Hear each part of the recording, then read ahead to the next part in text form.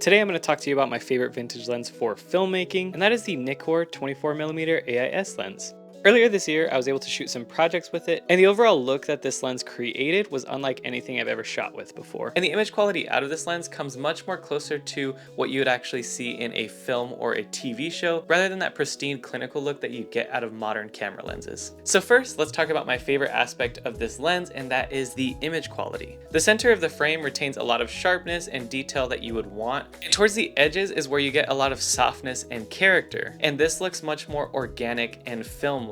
The flaring is a bit less controlled than a modern lens. You get these interesting blue flares. It doesn't look overbearing, but it gives a nice accent to the image.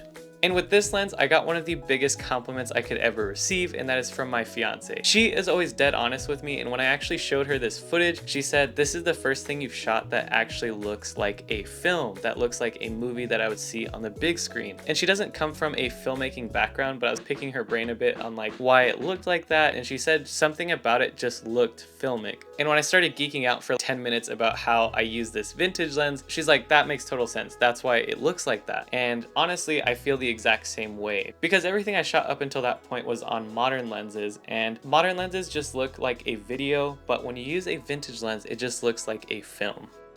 Now, another thing I love about the Nikkor AIS is that the image is not overwhelmingly vintage. It doesn't look overly stylized that you can't only use it on a super vintage looking commercial or film, but it still has a clean enough look that you can use it in plenty of scenarios.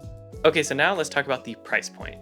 As of the making of this video, you can find this lens on eBay in good condition for around $110 to $200. And also, I gotta say, if you look up any modern 24mm lens, depending on the brand, you can easily find them for around $400 to $700. So considering that, this vintage 24mm lens is still a great deal. And also, if you do plan on building out a set of Nikkor AIS lenses, say if you purchase them for around $100 to $150, you can have a 24mm, a 35, and a 50mm for around $500. So that's also something to consider if you do want to build out a little set and have some different focal lengths to use. Now, quick tip before purchasing, because these are vintage lenses, you will have to look out for haze or fungus in the glass. And most sellers will accurately describe that, so it's important to make sure that the lens that you're buying has clean glass.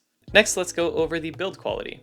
Like a lot of other vintage lenses, it's made out of a lot more metals rather than plastics, so you are getting a nice weight and a high quality build to your glass. One small issue that I do have with the overall build is that the focus throw is incredibly short. And for taking photos, that might not be a huge difference, but if you are using this lens for filmmaking, pulling focus can be a little tough just because it is so short, so you can easily rotate your image a little too much and be out of focus. So that's just one small issue that I had, but thankfully I was doing a lot of static handheld shots, so I didn't struggle too much. But that's just something to know if you do plan on doing some crazy movements or anything like that in your films. Okay, and now let's talk focal length. Now you might be wondering why I chose such a wide focal length, and that is because I was planning on shooting with this camera mostly on the Blackmagic Pocket 6K G2. That is a Super 35 sensor, so that has a 1.5 times crop. So realistically on that camera, my 24mm is roughly giving me a 35mm focal length equivalent, which in my opinion, 35mm is incredibly versatile. I shot everything on only one lens.